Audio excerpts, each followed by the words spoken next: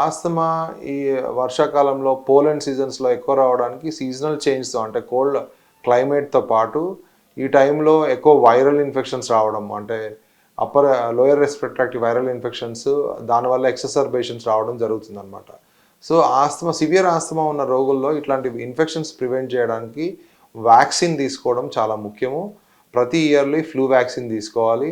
అట్లనే ఎక్కువగా హ్యూమిడిటీ అనేది మెయిన్ అంటే మీ గదిలో తగినంత ఎయిర్ ప్రసారం అంటే ఎయిర్ ఫ్లో ఉండేటట్టు చూసుకోవాలి. హ్యూమిడిటీ ఎక్కువైనప్పుడు ఈ ఫంగల్ స్పోర్స్ అనేటివి ఎక్కువ అయ్యే అవకాశం ఉంటుంది which are allergic to asthmatic patients. అట్లనే dust mite allergy is one of the reasons for more asthma attacks during seasons.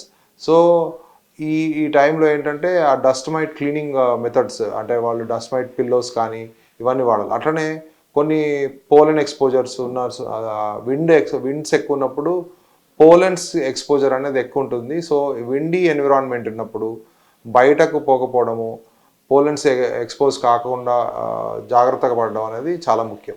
అట్లాగే మాస్కులు ధరించడం ద్వారా ఎక్కువగా డస్ట్ కెమికల్స్కి ఎక్స్పోజ్ కాకుండా ఉండడం ద్వారా మీరు మిమ్మల్ని ఫ్రీక్వెంట్ అటాక్ నుంచి రక్షించుకోవచ్చు.